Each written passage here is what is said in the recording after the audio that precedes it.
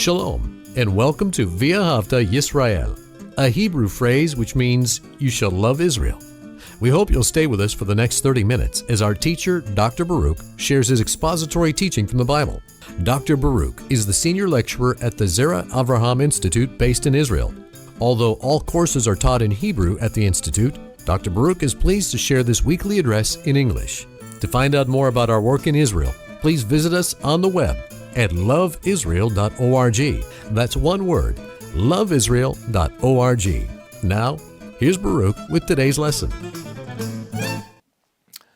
As you know, we have been studying this concept of leprosy. And we've made mention that leprosy in the Bible is a unique disease. Its origin is God, a punishment from Him that stems from those who behave pridefully and those who speak unkindly in regard to others in a public way. So, Father, as we begin our study tonight, we pray that God might lead us in a right understanding of this text, that we might be people that understand your revelation and that we might implement what we need to put into our life, that we might do so in the proper way. What's unique about our concluding study of this doctrine of leprosy is the fact that it's not upon the body, it's not upon the garment, it's not in the hair or the beard of someone, but rather, this has to do with leprosy that affects the home. And just that, not the family, but the home itself, that structure. And obviously, a home is an important asset, a possession. In fact, probably for most people, the most expensive thing that we will ever own. And therefore, leprosy of the house is a great judgment, meaning it can cause great hardship, this process that one has to go through. And again, leprosy as a judgment from God. God is judging that household. He is judging primarily, and there's biblical evidence for this, He's judging the owner of that house. And we're going to see, because of leprosy of the home, there's going to be great effort and great costs that is demanded in order to bring things back to a place where that home becomes inhabited. Well, with that said, I would invite you to take out your Bible. We are in the book of Leviticus chapter 14, and we're ready now for verse 33. The book of Leviticus chapter 14, beginning with verse 33, where we read, "And the Lord spoke to Moses and to Aaron, saying." Now, notice once more, both of these are being spoken to. And the reason is, although they're both from the tribe of Levi, we find that the priesthood, which has played and will play an important role in this whole concept of leprosy, they're the ones that God has uniquely set apart in order to determine whether this is truly leprosy, and also the ones who bring that healing process, that sanctifying process to one who has been cleansed. And again, this is a very important concept that many people ignore. Just because the leprosy is no longer visible, that it's gone away, that does not mean, hear that carefully, it does not mean that everything's over. There's a process of restoration. There's a process for being declared pure. And until that process is complete, there is no restoration. And again, it demands that the one who is affected, whether it's him personally, his body, or whether in this case his home, it shows and demands that he must submit to the priestly authority, that the priest's ruling is final. So look again at verse 33. "And the Lord spoke to Moses and to Aaron, saying," verse 34, "For you shall come into the land of Canaan. So this has relevance in the land of Israel. And let me just simply say, there is great significance when the Jewish people are inhabiting the land. There's also a message when there are exiles, meaning in Israel's history when they are pushed out of the land. And we are living at a time going back to 1948, 75 years ago from when this is being recorded, when there was the establishment once again and recognized by the world of the nation of Israel. This restoration, this ending of the Roman exile. There is great significance in that. And secondly, we see as well, going back to 67, when Jerusalem was once more the capital of Israel. That establishment and controlling that Temple Mount, all of this has great significance. Just like we see here, look again at verse 34. When you shall come into the land of Canaan, which I am giving, and once more, pay attention to the grammar. Giving is in the present tense. It's emphasizing, it makes this of significance. I am giving to you for a possession. Now, some will say that this word possession is important because it demands responsibility. It makes the one who receives, he becomes a steward, or we would say today, a manager. And with that position, with receiving that possession, there comes an obligation. And this is something that is so important today and oftentimes ignored. When we become covenant people with the God of Israel, there is a great responsibility that is given to a covenantal member. Verse 35, and shall come to whom the house. Now, this is the ancient way of saying we're speaking to the owner of the house. So the house that's come to one, he's the owner of it. And what happens? Well, it says that he will declare to the priest, saying, so it comes to the house that he owns. And what comes to the house? Well, look at the middle of verse 35 where it says, Ke nega. Now, this is the word that we've translated many times that has to do with a touching, literally, but it's a striking, it's a plague, it's an ailment. So, in other words, we use this word, lingoa, to say that God has touched this house. And he has touched it with this plague. And all of that has relevance. It shows God's displeasure, that there's something going on with the owner, or perhaps one within the house, that is displeasing to God, and therefore God touches that house with a plague. And notice what it says. As the plague appears to me in the house, meaning he is to go to the priest, the owner of the house, and says, it has appeared to me, this plague. He must go to the priest because the priest has training and an anointing to deal with this matter. And as representatives of God. And we need to see here that God has given to a limited degree to men authority, his authority, in order to bring about something. Now, when we conclude this study, we're going to see something very foundational.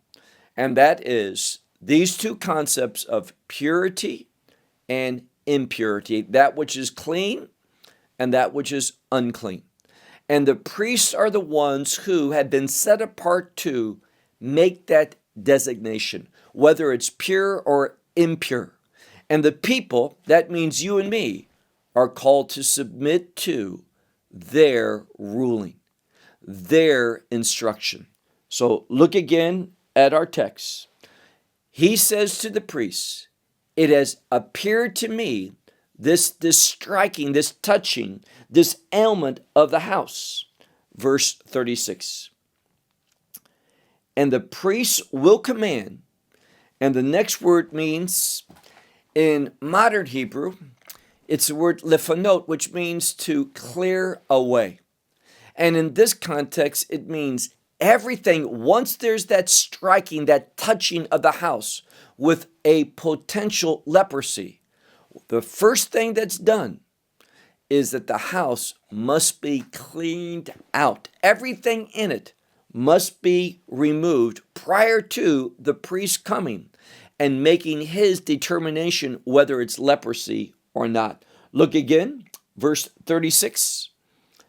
And the priest will command, and they will clear away what's in the house before the priest will enter to see the ailment, to see this striking, this touching. So they must clear away everything that is in the house. Why? So will not become unclean all which is in the house. So it's a way you take it out before the determination has been made. So these things are not lost as well. If you don't follow that, therefore the contents of the house are going to be lost. So God in this, and what's pointed out by some of the rabbinical commentators, is God's grace. The situation could be worse. It could be a total loss, but God, who is merciful, isn't going to inflict upon this one, if he submits to the instructions of God, a total loss. So look again. He is to clear away from out of the house before the priest will come and will see the ailment, and it won't be unclean, the contents of the house. Afterwards, meaning after all these things are removed from the house, then the priest will come to see the house. And it's just that, to see, lerot. Many Bibles will translate it to examine, and I'm not disagreeing, that's what he does. But notice, it's the word lerot, which means to see. All he does is look, and he can discern by appearance. Now, again, what's the important aspect of that? The appearance is important. We are commanded in the scripture, and this is a foundational principle. Don't give any evil appearance. So even if something may not be wrong, but if it appears as wrong, don't do it. If anyone is going to form a negative opinion based upon what they see from you, don't do that which can contribute to that negative appearance. So don't give any evil appearance to anyone. And then he says, look carefully at the scripture. We're reading in verse 36. Afterwards, the priest, he will come to see the house. Now verse 37. And he will look at the ailment, the striking where God has touched it. And behold, if the plague, if that striking, if where the touching is, the evidence that it's been touched, if it's in the walls of the house. And then we use a term, and it means basically something that has been marked, but it is something that has settled within the walls. So you can see that this plague, this striking of the house has gone into the walls, and there's streaking, meaning there's like stripes that have happened. And if these stripes, keep reading, are either green or reddish, so greenish or reddish, and the appearance, their appearance has sunk into the wall. Therefore, what must be done? Well, now look at verse 38. The priest goes out from the house to the entrance of the house, the door of the house. And what does he do? upon his authority, he quarantines, he closes up the house, but the implication is he quarantines it for 7 days. Verse 39. And then the priest will return on the 7th day, and he will look, and behold, if the plague, this nega, this ailment, has spread out into the walls of the house, meaning this: if now, at the end of 7 days, when the priest comes on that 7th day, the situation is worse, it has grown more extensive. If this is what has happened, what does he do? Well, look carefully. It says, if it has, now verse 40, the priest will command that the stones, now obviously at that time, the stones were the key elements of what a home was built from. So the stones, they are, and the word here is released. It's a word that speaks of removing those stones where that striking is apparent. You remove them from where that ailment is. And what do? You will cast them outside the city into an unclean place. Now, why is that there? You take these stones that have been affected, that are unclean, that have been touched with the judgment of God, and you cast them outside the city in an unclean place. Well, the reason why it's unclean is to remind the people, why is this happening? There's something unclean. What is that? Something that does not reflect the order of God. And this is a good definition that we need to learn. What the Bible's telling us is this: when we are not reflecting the order of God in our life, there's something unclean, or the fact that we don't brings about that which is impure, unclean. And this is going to be judged by God. It's going to, eventually, God's going to get our attention in an unpleasant way. Now, leprosy, it can be something that's uncomfortable, something that's unsightly, something that causes certainly the person to be, if it's full leprosy, to be excommunicated, as we've talked about several times, having to dwell outside the camp in the tombs. Tombs significant because they relate to death, and death is connected to sin. So it's reminding that person of their sinfulness. God is not pleased. And then it says, not only do you remove these stones and you cast them outside the city in an unclean place, but now look to verse 41 where it says, and the house, what do? You scrape. Now, this is a word that speaks about a very intense cleaning. So everything that's left, you scrape. Now, you've removed everything that your eye can see that has been contaminated by this plague, this ailment of a leprosy that has struck there, that reddish or greenish affliction that has striped the walls and has sunken into the stones. You remove those. But everything that's left there, you scrape clean. So you scrub it in order to remove any possible trace of that. And you scrape that house all around.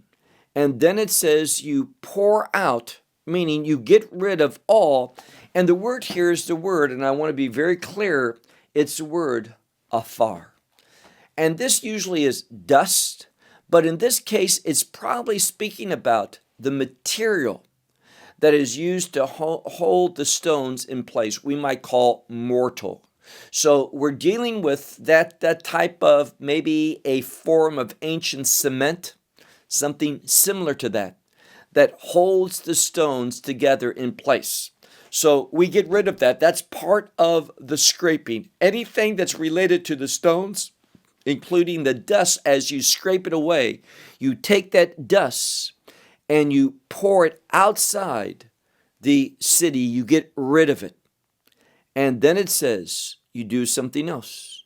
You pour this dust, this mortar, outside the city also. This is the second time it says, in a place that is unclean. And the repetition here is to do one thing, to remind the reader something's unclean. Now, when it says an unclean place, what's the first thing that comes into your mind? A cemetery. A place of death. As I just said, death is related to sin. It's always to remind the people of the sinfulness. This is not happening by chance. This is happening as an outcome of God's displeasure. And what makes God displeased? Obviously, it is sin. Look now to verse 42. Then what is done? Stones will be taken, and these are other stones, different stones, and they are brought into the place of the former stones where these stones were. And also we have that same word afar, probably again referring to that material that holds the stones together, this mortar. It says, we bring other mortar and we take that and we plaster up the house, meaning we replaster, we put once more these walls. Normally the walls were made of stones, but there was a plaster over it that gave a smooth finish to it, to the surface. So that's what is done. Verse 43.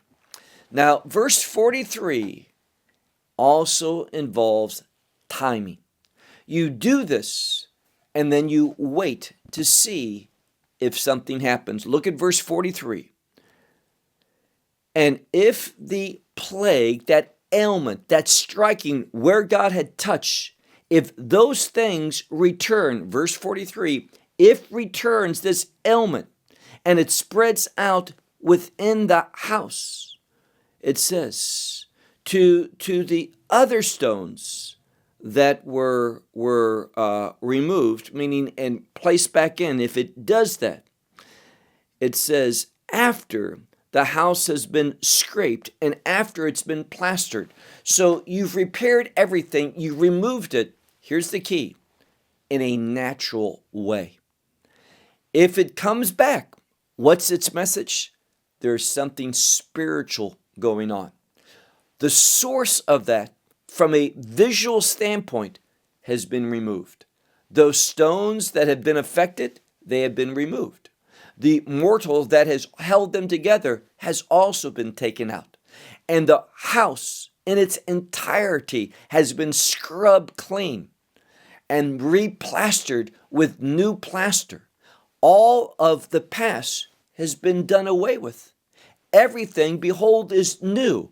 But if that same impurity comes back, then there's a problem. And what is that? Well, notice what it says here. If this comes back after it's been plastered and fixed, it says, look now to verse 44. The priest will come and he will look. And behold, if that ailment, that striking has spread out within the house, what is it? Sara'at mam aret. What's that?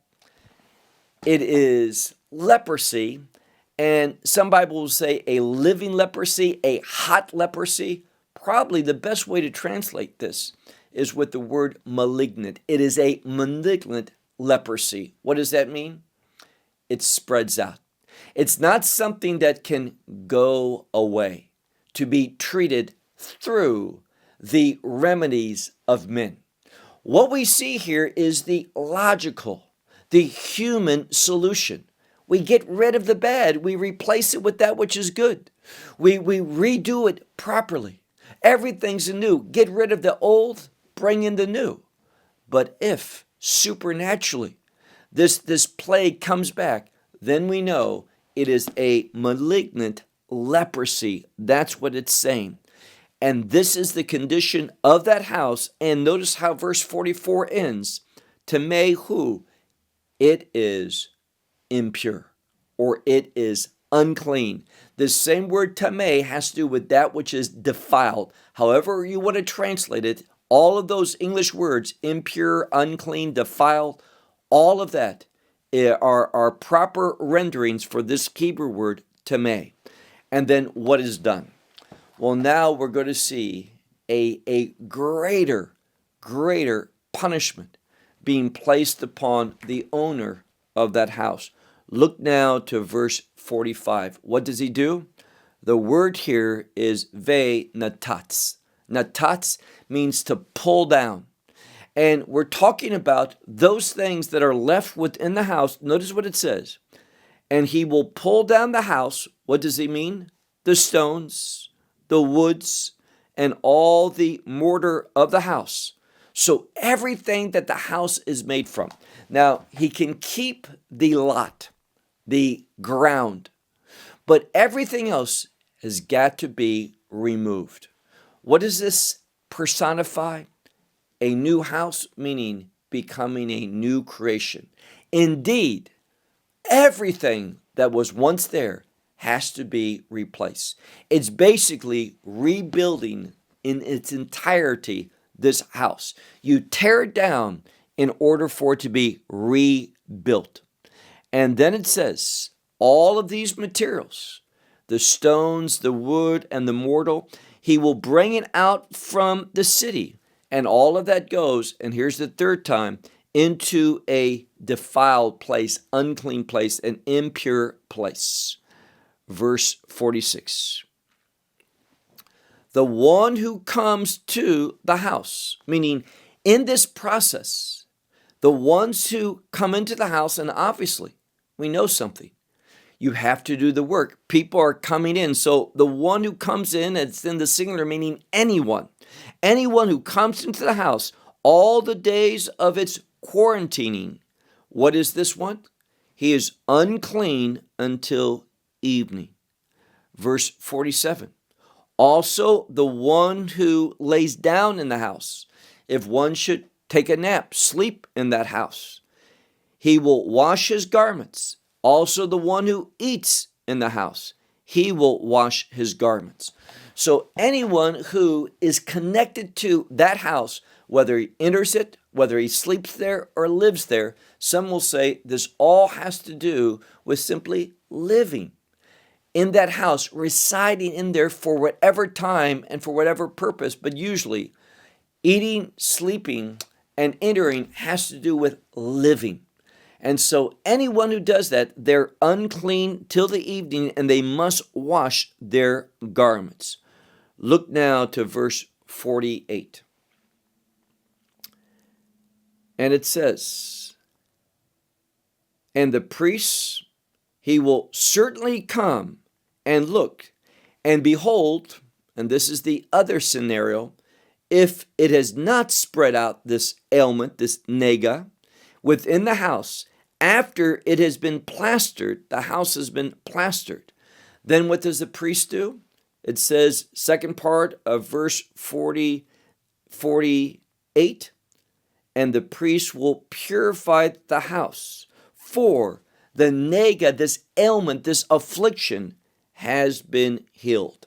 Now, verse 49, in the same way that a person has to go through a process of restoration, so too does the priest put forth within that location, in that house, if, remember, we're dealing with a second scenario.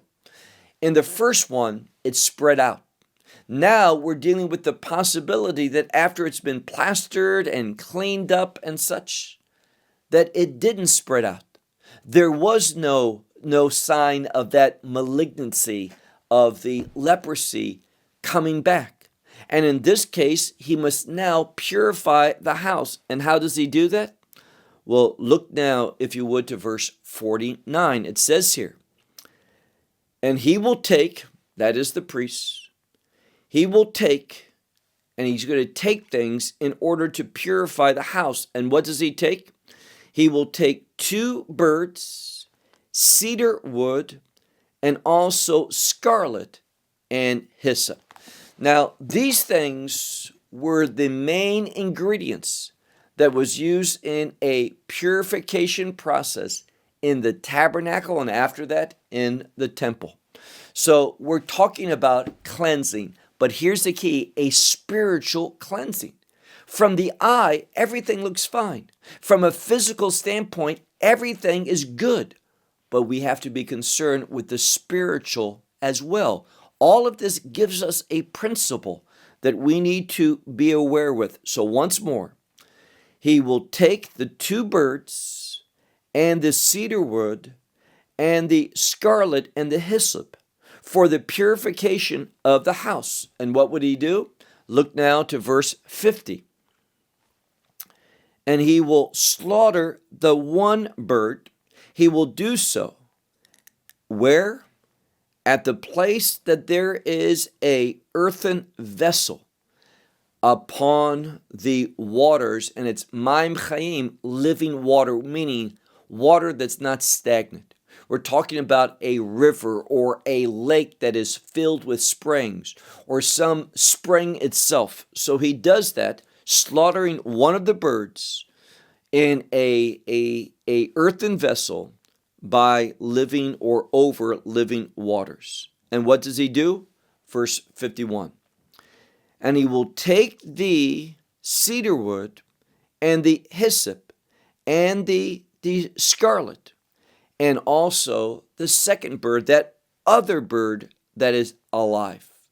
And what does he do? Verse 51 in the middle of that verse.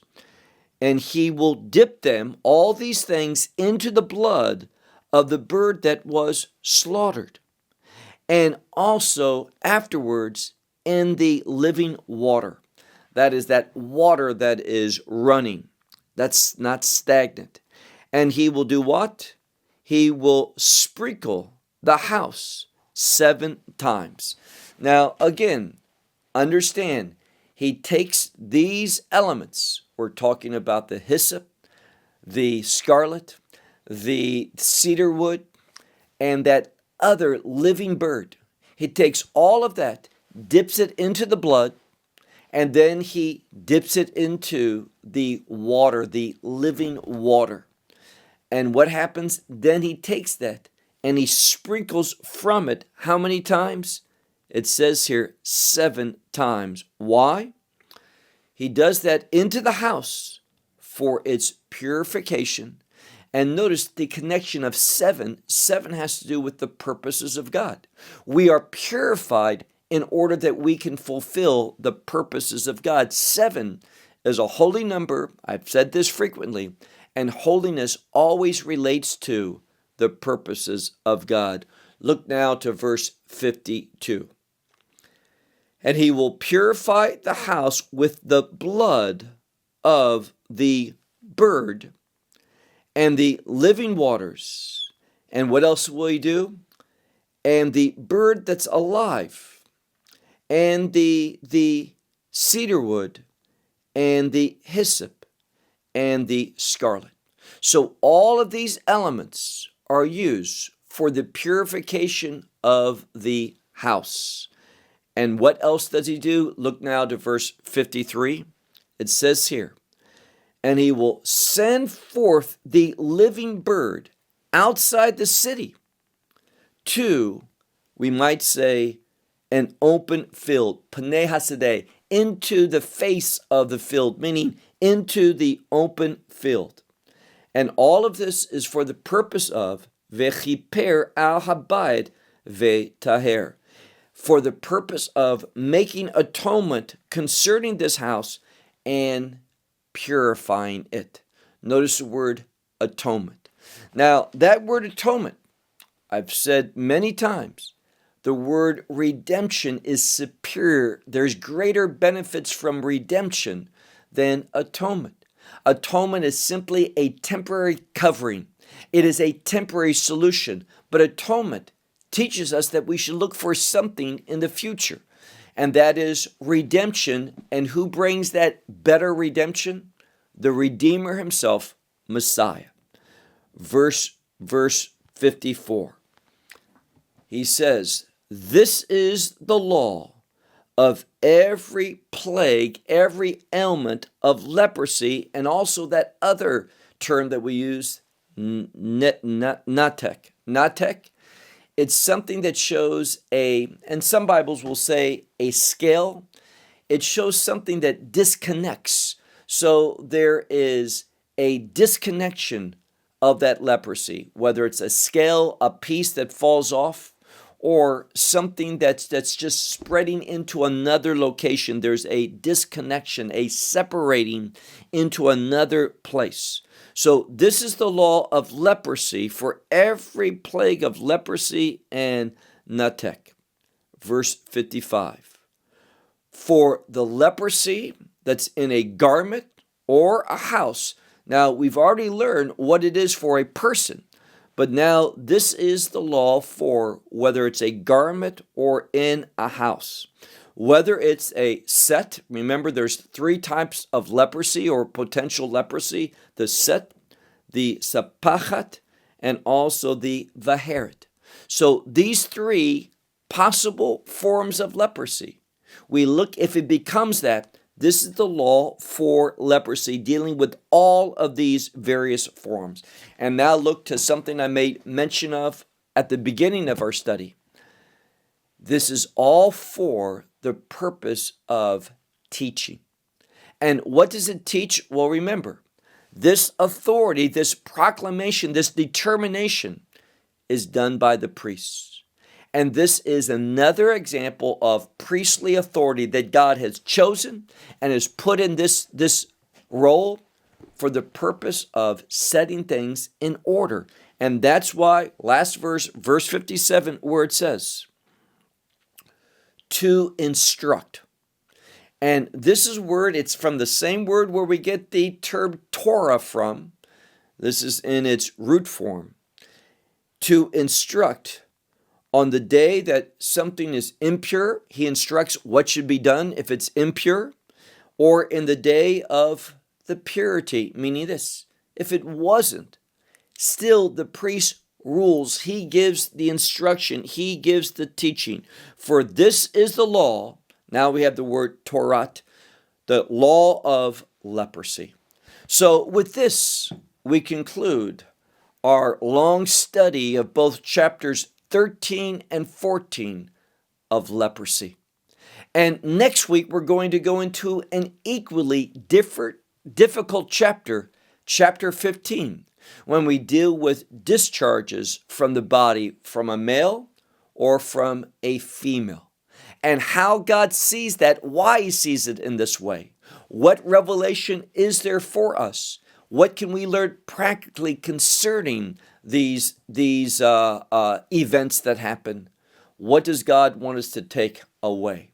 That's what we'll be dealing with next week when we begin a new chapter in the book of Leviticus, chapter 15. Until then, may God bless you. Shalom from Israel. Well, we hope you will benefit from today's message and share it with others. Please plan to join us each week at this time and on this channel for our broadcast of LoveIsrael.org. Again, to find out more about us, please visit our website, LoveIsrael.org. There you will find articles and numerous other lectures by Baruch. These teachings are in video form. You may download them or watch them in streaming video. Until next week, may the Lord bless you in our Messiah Yeshua, that is Jesus, as you walk with Him. Shalom from Israel.